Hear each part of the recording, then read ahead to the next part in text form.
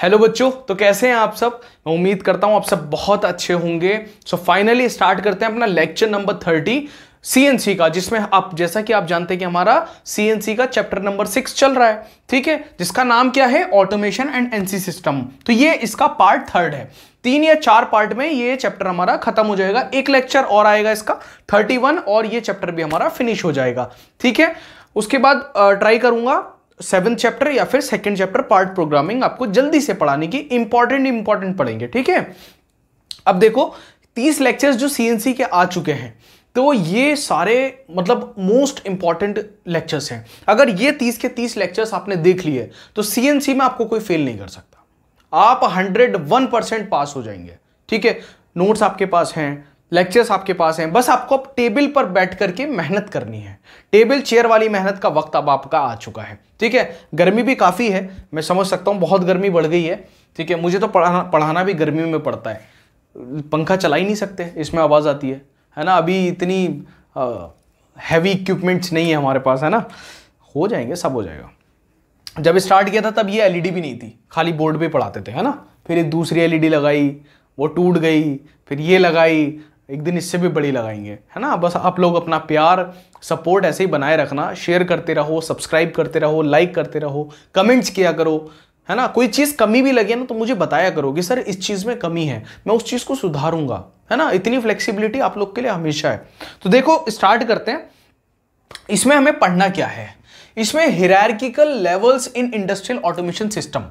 Basically क्या बोल रहा है कि औद्योगिक स्वचालन प्रणालियों में श्रेणीबद्ध स्तर। हमने क्या किया है, ये लेवल्स पढ़ने क्यों हैं, ये बेसिकली कुछ लेवल्स हैं, ठीक है।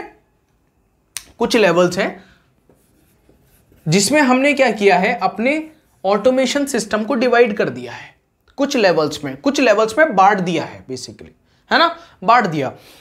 क्यों बांटा, इसलिए बांटा क्योंकि ऑटोमेशन सिस्टम जो है ना बहुत बड़ा सिस्टम है बच्चों, है ना। तो अगर उसमें कोई समस्या आ गई तो आप कैसे पता करेंगे कि कहां पे समस्या आई है। तो हमने क्या किया, उसको अलग अलग हिस्सों में बांटा। जैसे हमने उसे बांटा फील्ड लेवल में, फिर हमने उसको बांटा सेल लेवल में, फिर एरिया लेवल में, फिर प्लांट लेवल में। तो हमने क्या किया कि जो फील्ड लेवल है ये सबसे निचला स्तर होता है, तो इसमें हमने सारे सेंसर, ट्रांसड्यूसर, एक्चुएटर ये सब रख दिए कि भैया छोटी छोटी डिवाइसेस सब यहां रखो आप लोग, ठीक है। जिनका काम कन्वर्ट करना है, सेंस करना है, वो सब फील्ड लेवल में रख दी। सेल लेवल में कुछ मशीन्स, एरिया लेवल में कुछ कंप्यूटर्स, प्लांट लेवल में कुछ और चीजें। तो हमने क्या किया, अलग अलग चीजें में डिवाइड कर दिया। अब सपोज हमें पता लगा कि जो सेंसर है वो सेंस नहीं कर रहा, ठीक है, कुछ ना कुछ आउटपुट में गड़बड़ है, सेंस नहीं हो पा रहा है, तो हमें कौन सा लेवल चेक करना पड़ेगा, हमें फील्ड लेवल चेक करना पड़ेगा, ठीक है। तो ये इसीलिए क्या किया, इसको हायरार्किकल लेवल्स में डिवाइड किया गया। किसको बांटा गया, ऑटोमेशन सिस्टम को। यही इस चीज में हमें करना है। अब देखो क्या बोल रहा है, the industrial automation system can be very complex, है ना। बहुत ही ज्यादा क्या है, ये जटिल है, बहुत कॉम्प्लेक्स है। तो it is usually structured into several hierarchical levels. तो हमने क्या किया, इसको कुछ सेवरल हायरार्किकल लेवल्स में बांट दिया, जिस वजह से क्या है, कुछ स्तरों में बांटने से हमें यह पता चला, हमें ये हमारे लिए आसानी हो गई कि हम चेक कर सकते हैं अगर कहीं पे कोई भी गड़बड़ होगी। तो 4 हिस्सों में हमने इसे बांटा, डायग्राम भी देखेंगे उसका, ठीक है। फील्ड लेवल में सबसे नीचे, फिर सेल लेवल, फिर एरिया लेवल, फिर प्लांट लेवल। तो ये धीरे धीरे ये नीचे से ऊपर बढ़ेगा। यहां पर आएगा आपका फील्ड लेवल, ये आपका फील्ड लेवल है, ठीक है। नेक्स्ट आपका आ जाता है सेल लेवल,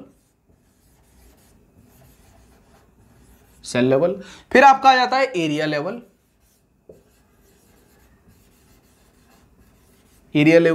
और फिर आएगा आपका plant level,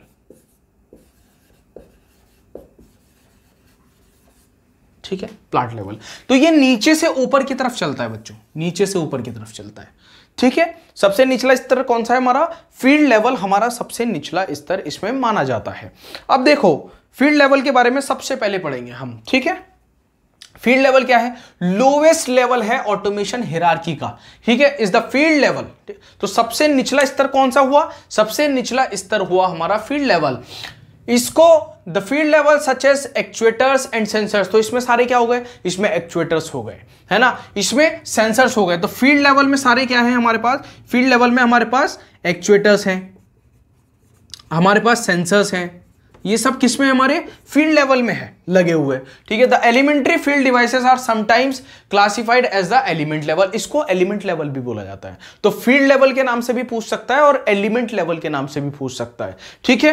the task of the devices in the field level is to transfer data between the manufactured product and the technical process. तो हमें पता है कि जितनी भी डिवाइसेस, अब आपने ये सब पढ़ रखा है, एक्चुएटर क्या होता है, सेंसर क्या होता है, ट्रांसड्यूसर क्या होता है, ये सब आपने पढ़ा हुआ है पिछले लेक्चर्स में, ठीक है। तो आप जानते हैं कि हमारी जो ये डिवाइसेस हैं ये क्या करती हैं, ये डेटा को ट्रांसफर करती हैं, किसमें, मैन्युफैक्चर प्रोडक्ट से टेक्निकल प्रोसेस में, ठीक है।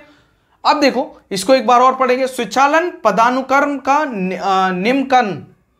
निम्नतम स्तर, निम्नतम मतलब सबसे निचला हुआ स्तर, फील्ड स्तर है जिसमें ट्रांसड्यूसर और सेंसर जैसे फील्ड डिवाइस शामिल हैं। प्राथमिक क्षेत्र उपकरणों को कभी कभी तत्व स्तर के रूप में वर्गीकृत किया जाता है।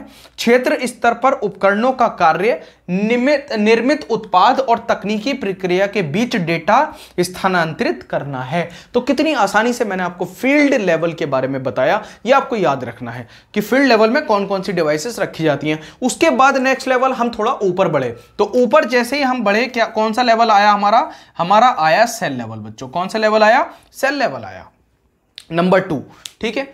नीचे से नंबरिंग डालना इसकी, नंबर 1, नंबर 2, नंबर 3 और नंबर 4। तो एक पिरामिड टाइप का बनता है, इस तरीके का, आपकी बुक में भी बना होगा, इस तरीके का बनता है, ठीक है, ये बनता है इस टाइप का। और इनको क्या कर देते हैं, बांट देते हैं अलग अलग उसमें, इस तरीके से। तो ये एक पूरा डायग्राम बन जाता है आपका फील्ड लेवल का, सेल लेवल का, एरिया लेवल, और फिर सबसे ऊपर होता है प्लांट लेवल, ठीक है। तो अब देखिए बच्चों सेल लेवल में हम क्या पढ़ने वाले हैं। At the cell level the information flow mainly consist of the loading of program, parameters and data. तो सेल लेवल में क्या हो रहा है, सेल स्तर पर सारा सूचना प्रवाह में मुख्य रूप से प्रोग्राम है, पैरामीटर और डेटा लोड करना शामिल होता है। इसमें क्या है, सारा डेटा का काम हो रहा है। सेल लेवल पे क्या है, सारा सेल्स की बात हो रही है, जो छोटी छोटी सेल्स होती है ना, इंफॉर्मेशन वाली सेल्स, उनकी बात हो रही है। तो सारे पैरामीटर्स, लोडिंग प्रोग्राम्स, है ना, डेटा, ये सब किस में शामिल है, ये सब हमारे सेल लेवल में शामिल होता है, सेल स्तर में शामिल होता है। उसके बाद आता है बच्चों हमारा एरिया लेवल। ये जो है ये वाला लेवल, ये कौन सा लेवल है, एरिया लेवल, है ना।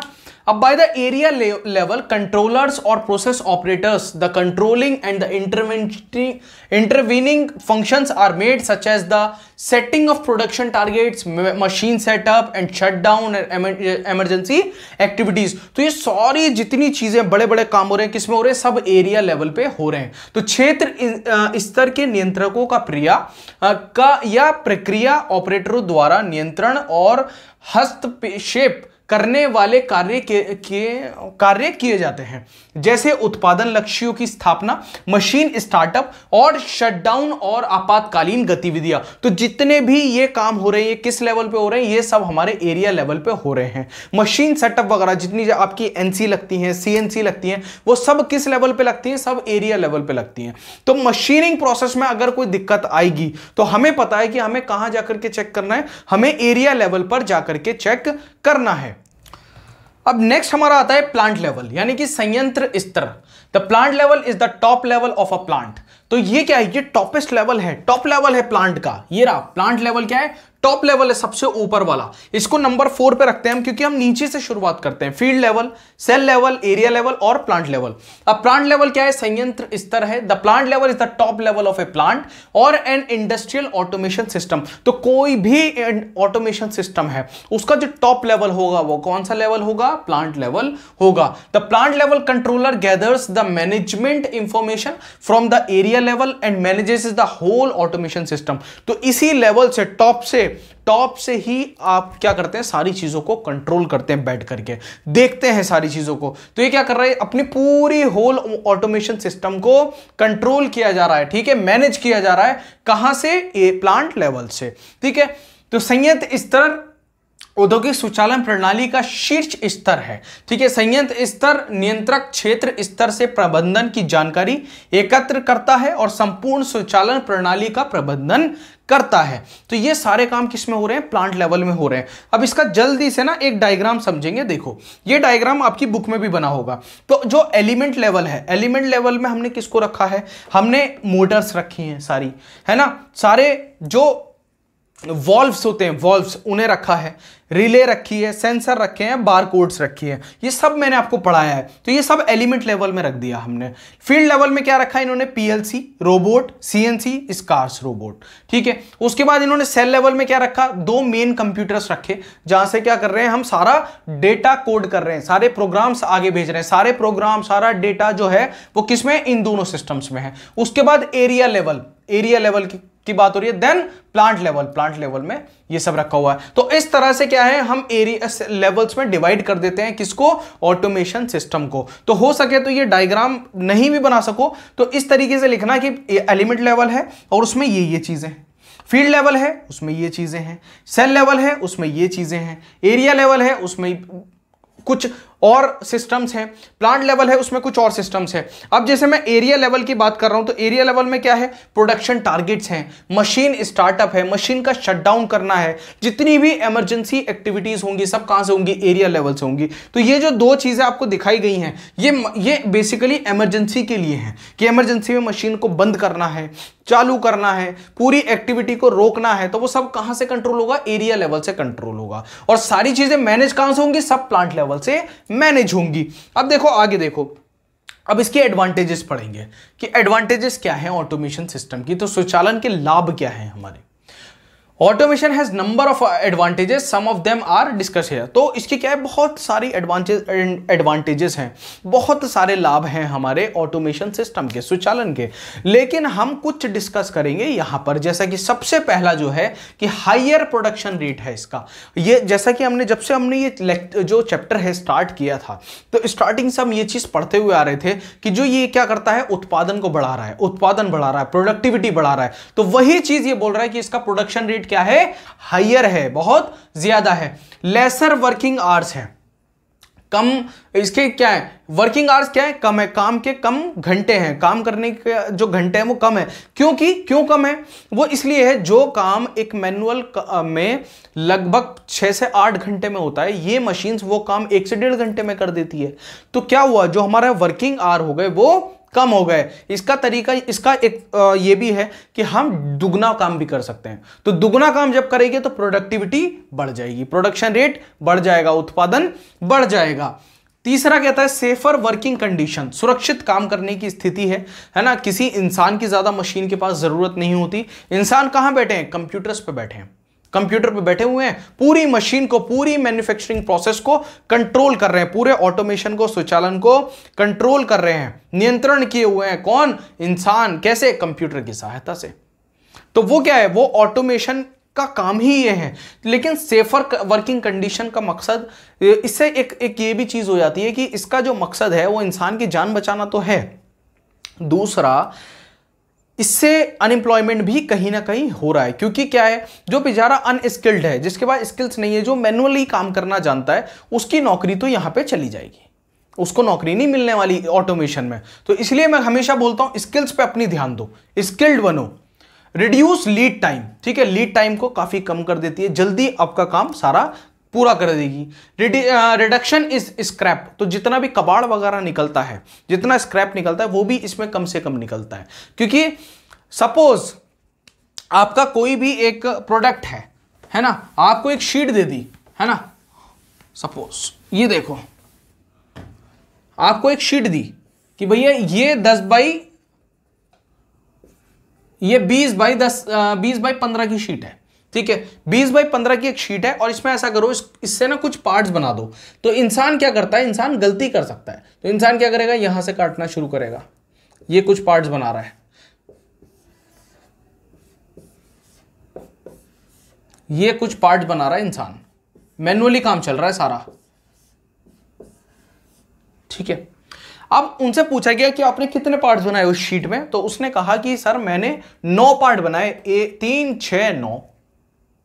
ठीक है, लेकिन इससे स्क्रैप कितना निकला देखो, जितनी जगह ये सब छूटी हुई ना, सब ये कबाड़ में जाएगा, ये इस्तेमाल ही नहीं हो पाई।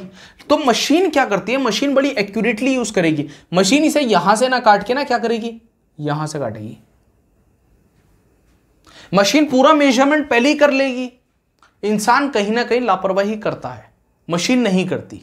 मशीन को जो काम दे दिया वो उतना करेगी, ठीक है। तो वो पहले मेजरमेंट कर लेगी कि 9 नहीं, मैं तो यहां से 10 पीस या 11 पीस निकाल सकती हूं, तो वो 11 पीस निकाल देगी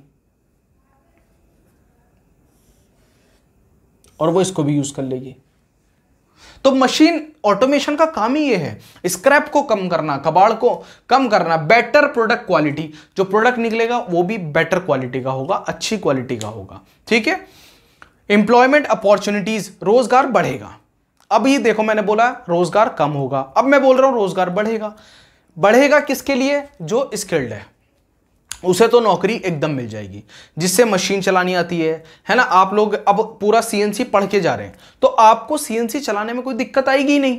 बहुत सारी चीजें आपको यहीं से थ्योरी में पता है, जब आप वो चीजें प्रैक्टिकल में देखेंगे तो आपको पता होगा कैसे उसको कंट्रोल करना है, आप आसानी से कर लेंगे। लेकिन एक वो इंसान है बेचारा जो पढ़ा लिखा नहीं है, जो स्किल्ड है ही नहीं, है ना, उसको स्किल्स के बारे में तक नहीं पता, स्किल्स होती क्या है। तो उसके लिए तो ये क्या है, अनएम्प्लॉयमेंट बढ़ाएगी, उसके लिए तो क्या है, बेरोजगारी बढ़ रही है। लेकिन आपके लिए क्या है, आपके लिए रोजगार का मौका है, आपके लिए क्या है, एम्प्लॉयमेंट अपॉर्चुनिटी है। तो हर किसी के लिए कुछ चीजें एडवांटेज होती हैं, कुछ चीजें डिसएडवांटेज होती हैं, ठीक है।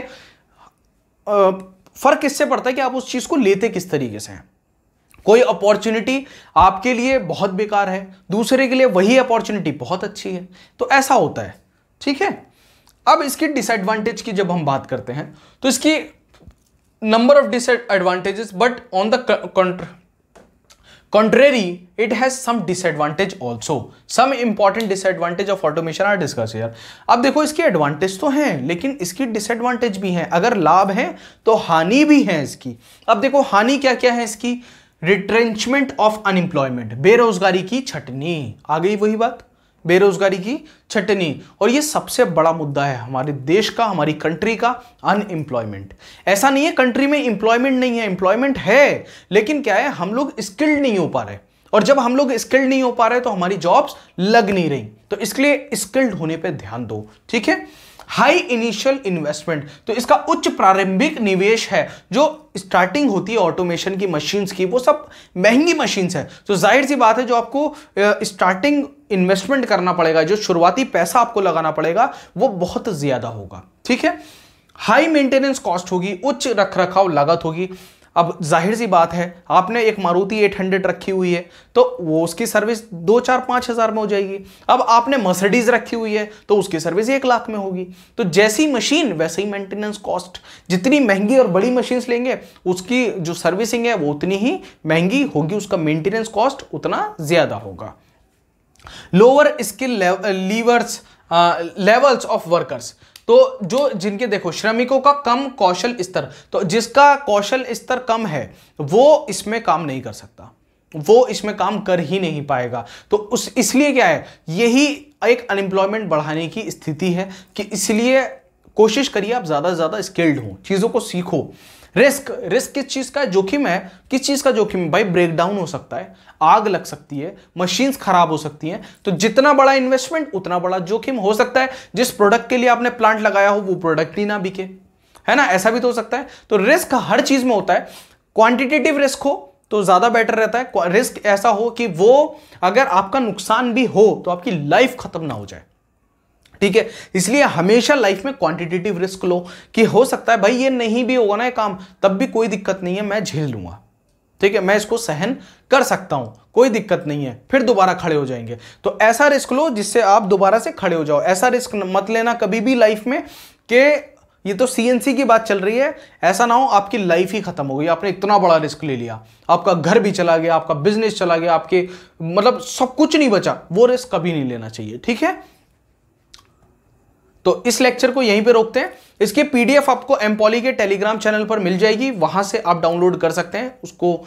एमपॉली के टेलीग्राम चैनल को ज्वाइन कर लीजिए। अभी तक चैनल को सब्सक्राइब नहीं किया है तो कर लीजिए। इस चैनल पर आपको मैकेनिकल के सभी subject free of cost complete syllabus के साथ पढ़ाए जाते हैं। लेक्चर को लाइक कर दीजिए, शेयर कर दीजिए। तो मिलते हैं अपने नए लेक्चर में नए टॉपिक के साथ। सी यू, बाय बाय।